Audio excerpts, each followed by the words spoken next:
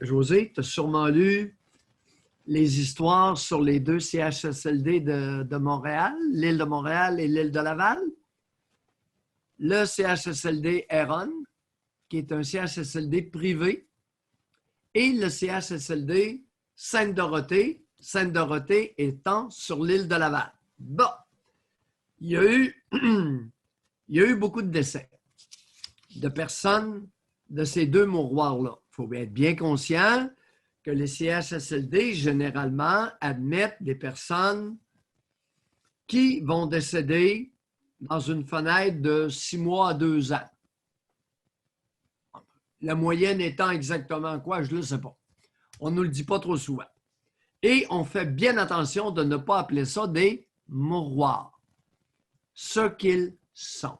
Maintenant, il y a un mouroir privé et un mouroir public. Et là, veux-tu pas qu'un enquêteur a sorti son rapport rendu public par le gouvernement hier? Quelle ne fut pas ma surprise? Là, je suis sarcastique. Aïe, aïe, aïe, aïe, aïe. Un désastre de gestion.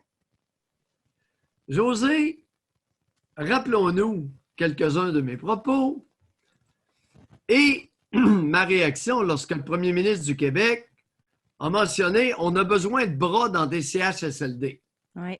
Le même matin, Mailloux de répondre Monsieur le Premier ministre, on n'a pas besoin de bras dans un CHSLD. On a besoin de professionnels compétents. Et c'était repris. Besoin de bras dans un CHSLD. Exact. Non. Non, non, non et non. Ça prend des professionnels bien formés, des infirmières, des gestionnaires, des infirmières auxiliaires, des préposés aux bénéficiaires, des concierges, des employés pour la conciergerie qui sont formés. Ben oui, pour ne pas emmener les microbes d'une chambre à l'autre. Tu sais, maudit, c'est tellement évident. Ben oui.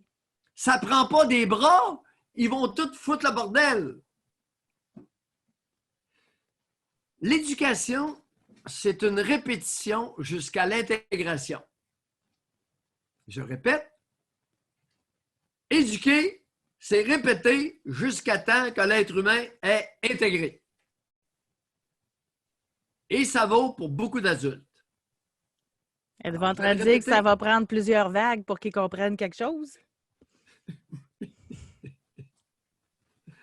Aïe, aïe, aïe, aïe, aïe. Et le scandale dans cette histoire-là, c'est qu'il y a eu 30 à 33% des grabataires dans les CHSLD qui sont décédés supposément du COVID, mais en fait, plusieurs d'entre eux sont décédés de déshydratation et de malnutrition. Pourquoi, chers abonnés? Parce qu'il n'y avait plus de monde pour les hydrater, leur donner du jus, des petits jus, et puis de leur donner un peu de nourriture, un peu de purée. Non, ça, c'est catastrophique, sérieusement. Là. José, c'est pas corrigé.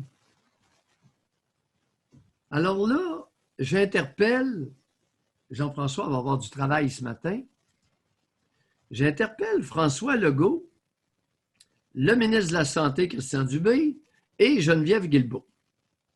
Je les interpelle tous les trois parce que faites attention de ne pas focusser à l'extérieur du problème cible qui est la gestion des mouroirs, de certains mouroirs. Pas tous. Pas tous. Et j'en profite pour dire bravo. Bravo aux professionnels compétents, bien formés et responsables. Bravo, bravo, bravo. On ne dira jamais assez. Ils ne reçoivent pas ce monde-là ce qu'ils méritent. Mais on va au moins leur dire qu'il y a quelques personnes qui reconnaissent que dans plusieurs mouroirs, dans plusieurs CHSLD, il y a du bon monde, des bons professionnels. Pas de bras. Pas une maudite paire de bras. On n'a pas besoin de ça. Ceci étant dit, Je soupçonne la ministre de la Sécurité publique, Geneviève Guilbeault, de distraire le ministre de la Santé et même le premier ministre du Québec, de les distraire avec sa pulsion de domination et les entraîner avec sa police boboum boboum loin du problème central qui n'est pas corrigé, étant la gestion d'institutions qui relèvent du ministère de la Santé. Je ne l'accuse pas. C'est à la bonne place.